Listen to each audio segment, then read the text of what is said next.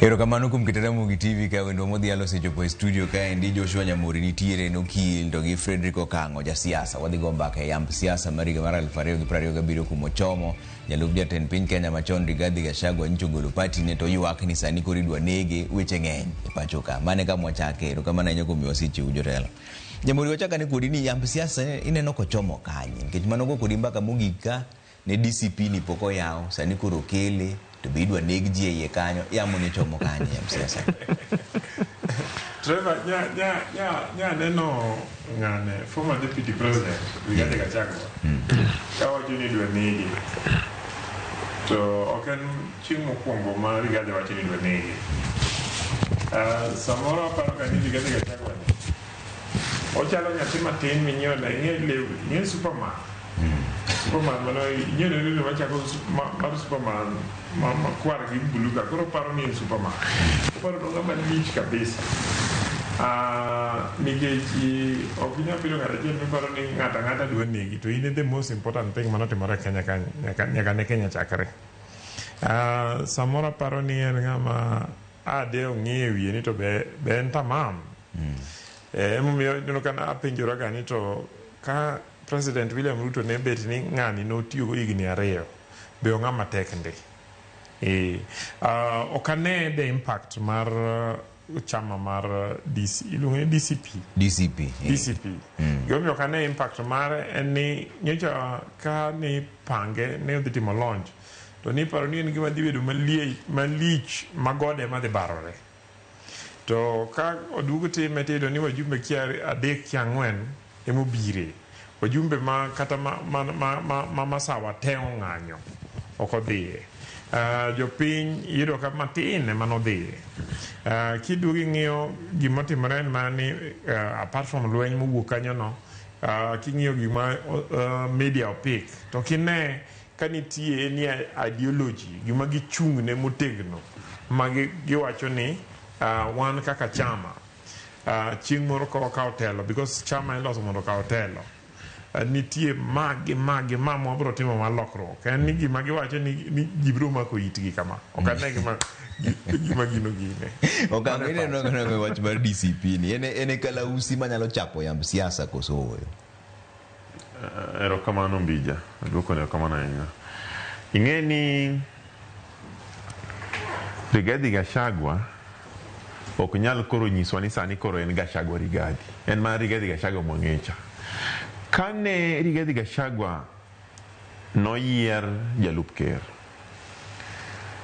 no defend sirikal mar Ruto ma kaparo kane ng'anyo mokwongo mar cost of living mar nengo ngima ni malo mane Azimio obago ng'anyo jowa nomaki jomoko nohinyore nyaka sani nitie joma pod ohinyore mapok nochango to ndalono nengo ngima pod ne ni malo pesa ni kwalo ji ne tho inego to Rigathi Gachagua koro sano wuok ni koro en Yesu ni en makoro iko yo en Johana Jabatiso en makoro iko yo makoro oloso yo ne jawar mabiro ni sani koro odwani mondo jo Kenya owinje ni koro teketo ite kama ni koro winja uru nikech sani koro anase lokora an koro lokora Saulo an awuoko Solomon koro an Saulo winjuru gima wacho nikech gima wacho ni manyaku winji mano miriambo nikech Rigathi Gachagua en mana Rigathi Gachagua pok no winjo ng'ato onge ng'ama obiro winjo onge ng'ama winjo sani.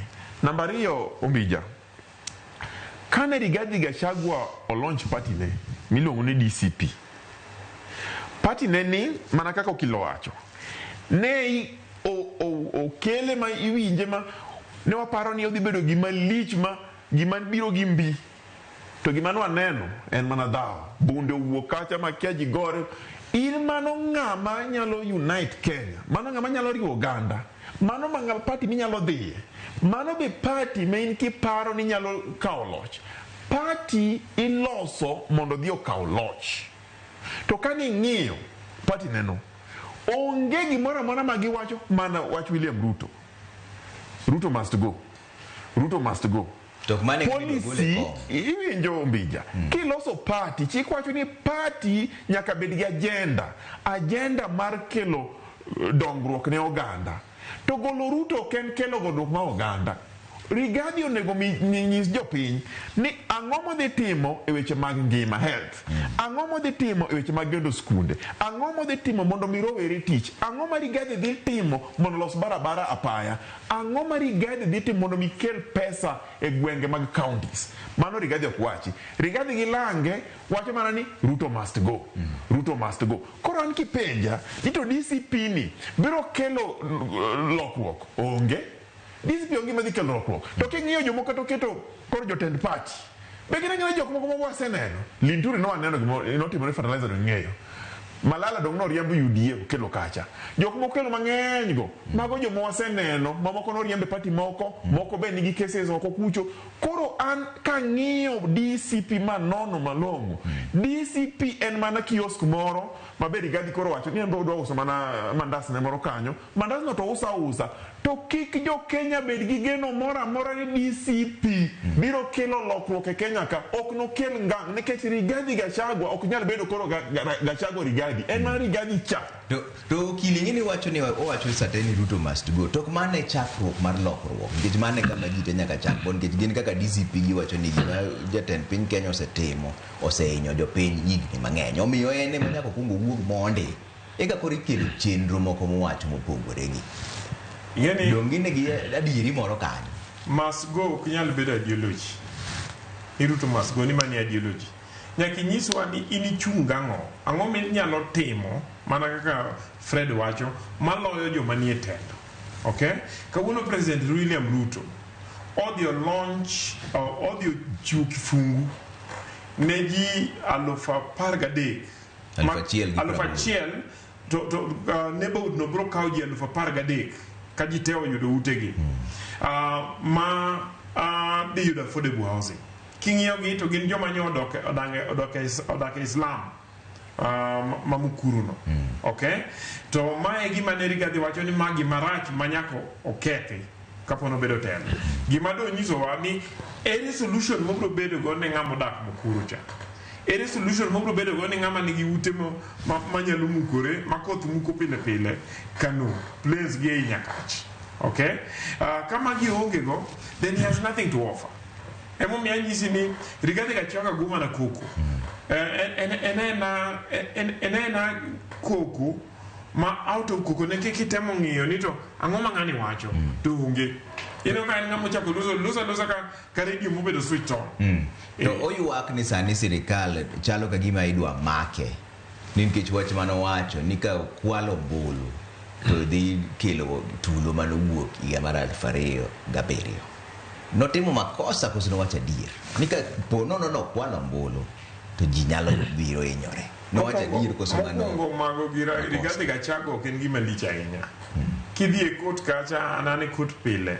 Tiru kan ji mang'eny momaki kidhi e jela be ji opong'o. So bro bedo mana wan Kenyan momaki kaponi make. But secondly eneni gima nyo nyise ni owe chiero adhola manyalo kelo koko e Kenya ka. Okay? Inyalo wacho pachi gimidwa ni otim, inyalo wacho gik moko nego tim, to kinyal nyiso, kinyal threaten ji ni ka gima otimore to nego wacho ni 2007 bro bedo Christmas party. Manyiso ni lweny bro bedo Kenya ka moloyo gima no bedo 2007. Okay? Mano chalo ng'ama odhi Israel to nyiso ji Israel ni kapono kutimo gima dwaro tubro neno gima neno ndalo Nazi 1939 to 1945 Germany. Okay? Chalo ng'ama nyiso jo Kenya ni ibro duoko gi ndalo emergency. And so on and so forth. Nyaka wakweri Rigathi Gachagua ni jo Kenya no move on moloso katiba manyien winjore moloso chike mar kelo kwe. Mano wacho ni wanyalo go siasa, wanyalo disagree, wanyalo compete to nitie gik moko inyal timo. E omiyo no los chike manyien ma outlaw weche mag mag lweny to at lo weche mag hate speech.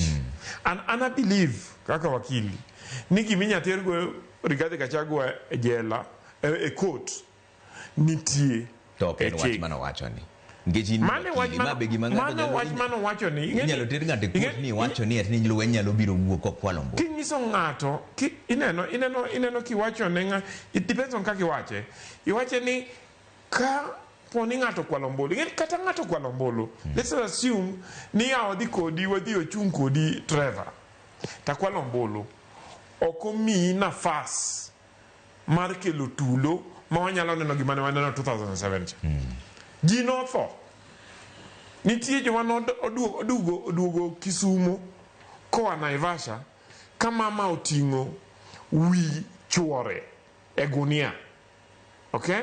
Ne kineno pichni ma joma nowang' e classes mane ni Naivasha, okay? Nitie mwandu manokethore.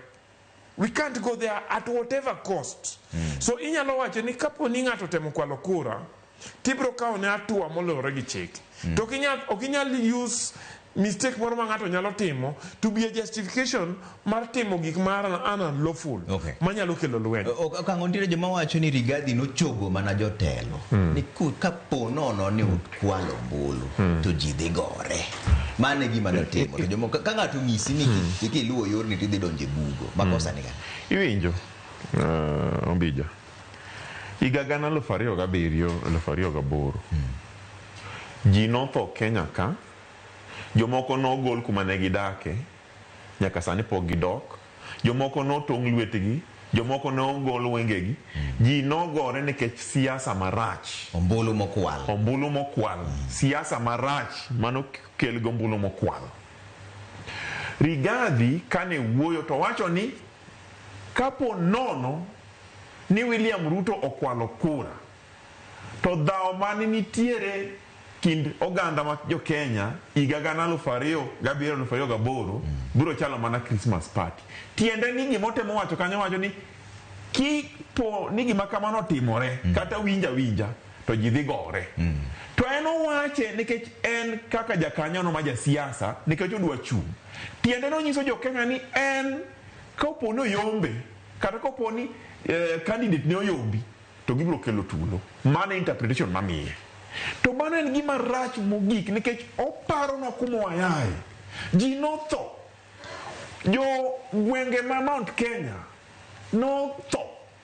Jo gwenge ma Nyanza notho. Jomoko nohiny. Ok do kuno.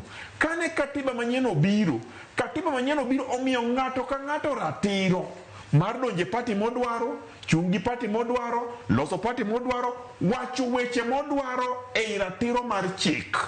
Bill of Rights. Noket kamano.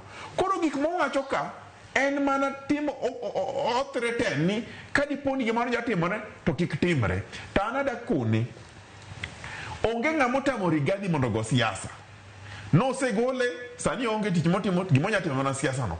Otim siasa ma ok dhi tungo ji. Otim siasa ma dhi kelo maendeleo. Otim siasa mabiro miyo ji paro mar ng'e ni Rigathi ni to biro gi paro mane ma en go maloyo paro ma William Ruto nigo, paro mane ma en go maloyo paro ma Kalonzo nigo, paro mane ma en go maloyo paro ma Matiang'i kata Martha nigo. Mano pok onyisowa, teno nyisowa mana niya must go. William Ruto must go. Oluongo Ruto muaji, muizi. In ka ng'ato luongi ni janek, jakuo, janeko. Mano ng'ama yanyi koso kiyanyi. Koro kipenja gik ma Rigathi Gachagua wacho ka gin gik ma insight ji manyalo kelo tulo ka kendo nyaka kwere. Koro kane an gi Rigathi to dhi ir jopiny to wacho ni oyo gima na wacho ja dhoga nobuoth akwa ung'uono mondo chake yo maler ogo siasa maler to kokela agoko nikech Rigathi ni kinyaparo igagana 2023 ndalo ma maandamano mar cost of living owuok. Rigathi ne dhi ofis sang 10 gokinyi osemondo ogo pichni ma eno donjo ofis oketo file gazet moko ket makoro ochokore kama ni osomo ni koro ni en orito jo Azimio mondo dhi e pap mondo odhi onegi.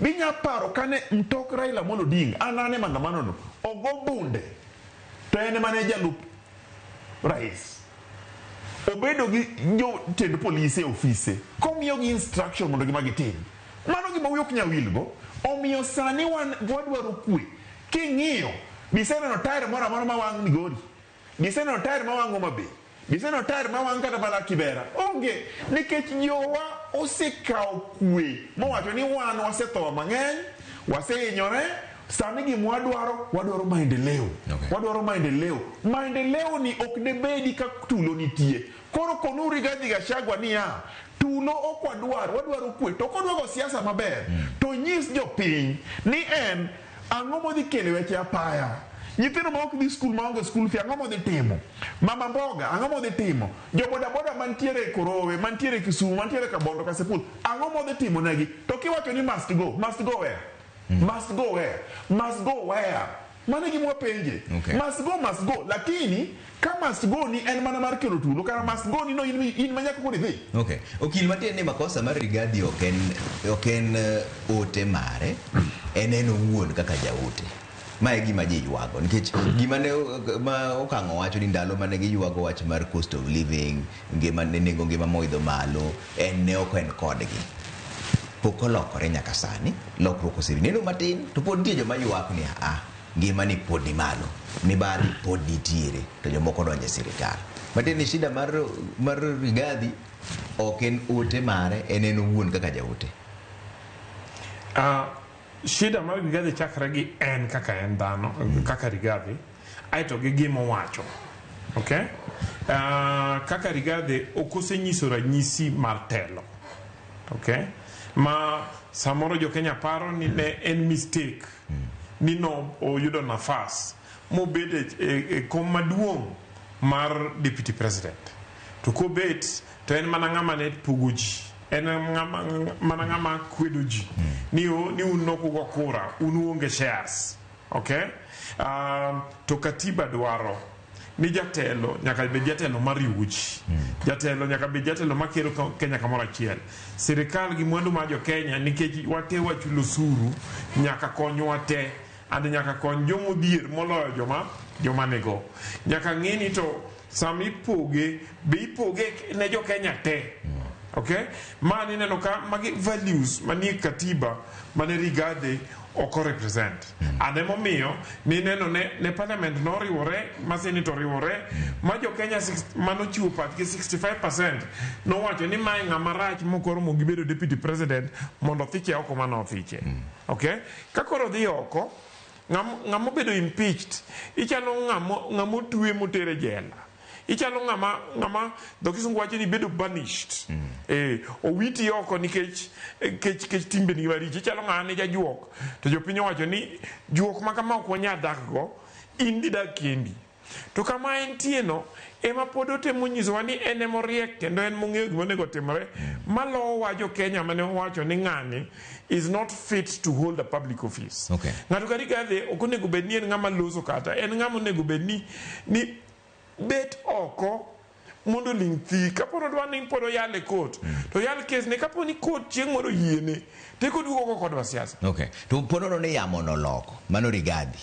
to koro nitiere Kalonzo Musyoka nitiere Eugene Wamalwa nitiere Fred Matiang'i ma koro donje gini joma ne ni Azimio chon ponono ne jogo riwore kaka gin no ginyalo tungo siasa mar broad based Yeni kidwa ng'iyo ni to ka giriwore ka gin no be ginya tungo broad based itemo ng'iyo ni to ng'ato ka ng'ato nigi mbi marom nade okay Eugene Wamalwa en ng'ama kadhi ne poni ok en part of Azimio mondo Azimio na miya teko to yiene ni area mano dhi chunge ji cha owene ni mondo ochunge ji okapar ni ndobedo kata gi mjumbe kata chiel okay kata en okapar ni onyalo chung mo win any election king'iyo Kalonzo Musyoka ok en siasa manyo chako siasa sani Kalonzo Musyoka ne en minister in the 1980s kapod wan nyithindo mathindo and 1990s and all along nitie jomodonje siasa bang'e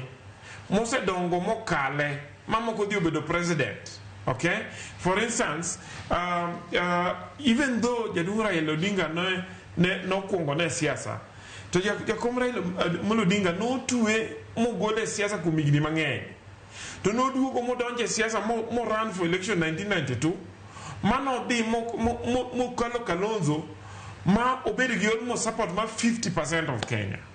Okay, now President Uhuru Kenyatta nyathi ti Kalonzo no biro mo Kalonzo mo di obedo president. President William Ruto be kijana ne nyathi ne Kalonzo be no di mo Kalonzo kinyo support business tere ke support business poko kaloga Ukambanika ni mani Eastern Province ka. So the question is, be engimbi monyalo kalogo Ukambani. Kingi yo ngamanyi wacho kendo cha. Jire Eugene, jire Kalonzo, jire Mata Karua. Kata mana MCA muko kelo mo. Be menom kelo mio kata MCA. Kata MCA mo mio. Fred Matiang'i. Okay, kata ngamone go be ni wacho sami wacho jotelo. Okay, because gikma Fred Matiang'i represent kan you gikma no wacho gikma no timo ndalo mane en gitelo giteko matel to wane no mana human rights abuse wane no mana kumar mwandu jopiny and so on and so forth. The other thing, Fred Matiang'i poko bedo ja siasa.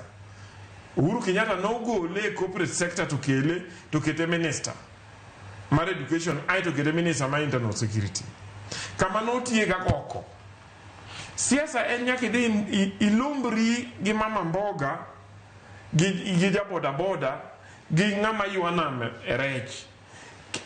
Fred Matiang'i kiseneno kako loso oken ngama ng'iyo lombore gi bedo jambola and therefore okane kata mana thuru gi kucho manyi wach ni jioro wakecha ineno kane ne obedo gi mbi mara few hours after that biwinje. No se do. Okang'o ini neno nango magi joma ni un godo e sani kuro gichalo joma kwedo matin ke chodonje broad base. An kipenja. But joma nyalo uche wacho ni onge gima ginyalo timo. Anto ok da uchi ng'ato. To adieri makende ni sani nitiere weche ma ok dhi maber. To weche ma ok dhi maber go inyalo losgi. To jatelo madwa telo ne ji nyaki bed jatelo sana jatelo madwa bedo ker president nyaki bed jatelo no manyalo yudo kura e gwenge mang'eny ne county 24 nyaki bed jatelo no manyalo yudo kura kamora mora ma kidhi kama tiwachi koro jogo moko kuomgi kiwinjo to ok ong'egi beyond gwenge kan iwinjo omiyo wakili Nyamori koni ni jatend siasa machal Raila Amolo Odinga kowuok sani no dhi Samburu to lalora ni to dhano osepong' baba Matiang'i bede dhi Samburu ma ji lor ni Matiang'i ok nyalre emomiyo tiende ni nyaka itegri e siasa ka igni mang'eny ma nyaka jopiny ne ni to ang'o migori ne ang'o michung' ne ang'o minyalo timo mondo icheng ngimagi eka giyieri koro kaduoki to wacho ni to jowagi osiepewagi be dipo ni ginyalo loko weche siasa gi ma must go ka gidwaro no an kipenja tanyisi di okane kanyalore gimomiyo kargi no nekech mokwongo an ing'eni ahero bedo objective watem wago kwan wawach ni osiepowa Nyamori da chung koto yiene ni adhi chung weche ni otieki ng'ama dhi bedo jalupne e grup cha Kalonzo di yebed jalupne Matiang'i di yebed jalupne aya wawach ni ka osiepna ma Kalonzo Musyoki miyo wa Nyamori de bed jalupne Matiang'i de bed jalupne tiende ni gi kacha onge chenro magin go maginyalo wacho ni wan waseikore kendo wan budget wa en ma alternative budget wa en ma wan agenda wa en ma wadwani mondo jopiny ogonwa kura nekech wachung' ne gima kamano e siasa mar agoko ni ok nyal timore nikech ng'ato ka ng'ato nigi personal interest ging'iyo ni an maromo mane kaka William Ruto dhi chamo jogi gi breakfast kacha iwinja to nitie joma wacho ni kura ma higa mar 2027 ni ok dhi goye ne ng'ato idhi goye kikwedo jatelo masani iwinja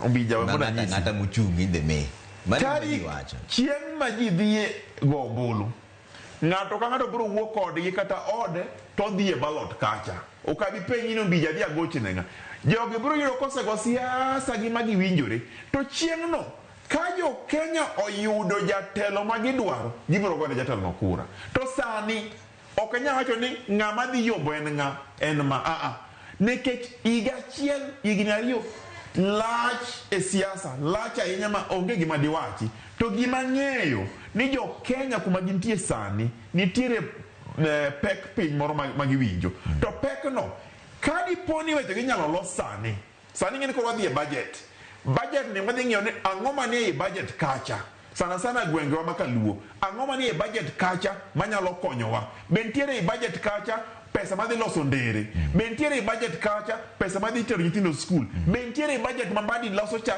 pesa madhi miyo mine gi rowere tich kanitie tang'o mamono jowa mondo gone ng'ama nokelo pesa no kura onge koro umiya nyisi ni gigi dhi chenjore ng'amo biro gi siasa ne mar thuoji jo Kenya bong'eni ma jathua ng'amo biro gi siasa ne mar dongruok jo Kenya ng'eni ma be siasa mar dongruok koro jo Kenya sani itgi osetegore ging'eyo ka dipo nono ni nitiere ng'ato ei joka manigi siasa madongruok jo Kenya biro winje to ka onge jo Kenya biro winjo ng'ama nitie mano gima biro timore Nyamori gima penjo ni nikech nitie kata kodhi yo Siaya kod pod nitiere mutni mar siasa mang'eny kaka jadwe Rengo James makore en gavana ma Siaya nitiere kaka sani jotelo moko nitie masoko wang'e nikech ochalo ng'ama dwa pingo broad based ni matin nitie gimoro Rengo ng'eyo ma jotelo kia koso nitie gima jotelo ng'eyo ma Rengo kia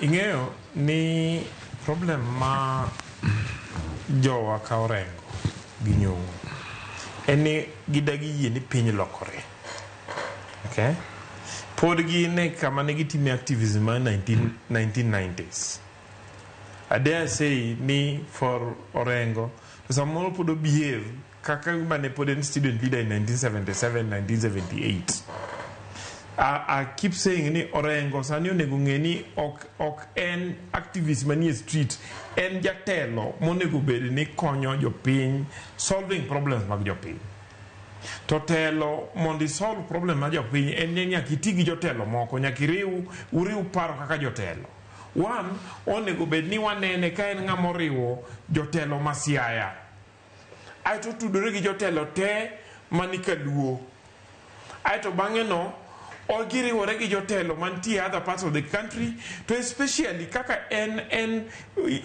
president ma county onego bed ni obedo gi diplomatic relations gi jatelo ma the national government to kongiso no wacho matimore mara no gimoro karach one ingeni king'iyo katiba omiyo ng'ato ka ng'ato tich okay wan kaka jopiny wanyalo guko kwadwar MPs omigi right mar represent wa parliament mondo giwach gima rach e parliament governor tije mondike katiba en ni mondo oti gi cabinet ne mondo resolve problems ma jopiny nigo e county ne to wa accept ni resources manie county okoromo resources moko mang'eny pod odong' e national level to resources manie national level gin resources milaro okay gichalo od doho ma ng'ato dhako moloso mamit ema yude mang'eny motero ne nyithinde okay kata kama kika rumo to pod onya duogo jaduong' kolo ne cham manodong' e mondo ma jaduong' ni mae dirit go nyithindi okay so we expect ni gibed joma kech wasekuko kendara gibed joma nyalo bedo jombola gibed joma nyalo riwore gi jatelo ma president nikech mae be ok en wach mwawacho mae en wach ma jothuru oserwako emomiyo jatelo mar ODM to gi president Raila Amolo Odinga to gi president kaka jatelo ma UDA nodhi moriwore owinjore 10 points magi wacho ni magi gik wadwa ni walu kamoro achiel to mondo gilu gigo kamoro achiel dwaro ni mondo jotelo mochung' ne sirikande matindo gi mondo riwre gi jatelo mochung' ne sirikal maduong' mondo budget policy gi programs mag sirikal obed ni aligned ni kapo ni problem ma Siaya en pi to make sure ni ka pi pesa ma Siaya koromo to wanyalo yudo pesa mo from the national level and kiki winjo sani the CS mar finance kaluso kowacho pesa magisetero kaluo madhi loso budget mabiro ni madhi loso ndara madhi loso weche mag pi madhi gero siptande. For instance, kibiro Kisumu owacho ni nyocha county government ma Kisumu ne nyalo mana allocate 300 million ne Russia Ramogi Odinga Teaching and Referral Hospital. To sani e budget mabiro ni giketo ne 2.8 billion midhi ter kuno. Gino koter nikech koko moro ne gore ndara. Gino oter nikech nyocha jotelo bet piny mowinjo problem jo piny motero wachni ne president ma president oyie ma giketo budget masani kodhi e parliament to kendo chairman mar budget committee no ok en ja dot moro en wuodwa ma Atandi. Okay, so gigi gin gik manyalo wacho to wache ot ogendni moko ka oguga koke ka ter mwandu thurgi gibet ga e boardroom to giwacho weche go to gik ma giwacho go gidhi gikete budget to gikete government programs to implement. Okay, Okang'o pogruok e paro ken wasigu makosa ni kanye ko rengo siem achiel ariyo adek moneno kok dhi maber nikech en be jatelo en gavana Masia. Iwinjo Mbadi Ombija imiya ko mar Mbadi chiemo ka Nyasaye gibe Ombija pogruok e paro ken wasigu ayiego to ng'ato ka ng'ato nigi ratiro mana kaka Ramogi Odinga nowacho nigi ratiro mar wacho gima onyalo wacho e lo chik to pend chik katiba wacho article 6 wacho ni national government to gi county government biro tudore e winjruok mar paro. Jokisungu wacho ni consultation and cooperation. Iwinjo to ka in jatend county government to iwuok oko yaw tulo gi jatend national government to pend chik auchiel kata nyisi ni nyaki tudri e paro gi jatelo mamalo cha. Ere kaka jogi mitelo negi e county dhi yudo konyruok ma kelo gi tudruok ni gi jatelo mamalo cha? Ok nyalre. Emomiyo wacho ni kata mana ratiro ma wan go mar wacho gik modwa wacho go chik okil biro nyisi nitiere limit momi mar wache. To bende kiseng'e ni jatelo mochung' ne oganda mang'eny to nitiere gik monegi wachi mar sero maendeleo kata dongruok ne jogi nikech siasa ma Kenya waseng'e kaka dhi. Ka ikosana gi jatend piny to chances ng'eny ni ok ibiro keti tenge to mano gima wang'eyo. Koro an ka aduoki malong'o Ombija en ni inyalo wacho gimidwa wacho e samida wache gi jomida wache to nyaka ing'e ni to gima wacho ni ere kaka odhi konyo jogo machung' negi matelo negi. Koro gimoro amora Gavana James Orengo wacho kadiponi gino biro konyo josiaya to mano ber, to kadiponi en gima ok bi konyogi to onego change tactic matin. Kata kowacho gigi to wache yo moro mar diplomatic ma bende kelo osiep to kendo kelo dongruok nikech Orengo ken jasiasa manyoro en jasiasa matene motegno mong'eyo ni gina nya wacho kama ok anya wache kama kendo ng'eyo kuma pesa dongruok yae ong'eyo ni pesa gi ya national treasury ong'eyo. Koro an okada wuo mang'eny weche Orengo gi nikech mano ok siasa ma wadwaro.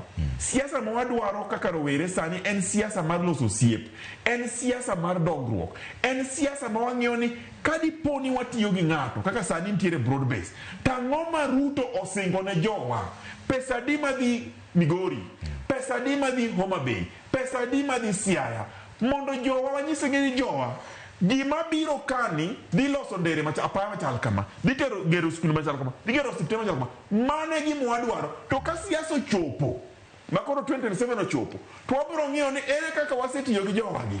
Koro kumwadhi kanye wambe pod wan gi jatendwa wan gi jatendwa Ramogi Odinga obiro siemonwa yo kumwadhiye. To sani nyaka wang'e ni to sirikal wan e sirikal nikech ng'eni Ombija ji wacho ni ni wan ni jogi ni e sirikal jogi onge sirikal. Onge Kenya kanga ma onge sirikal.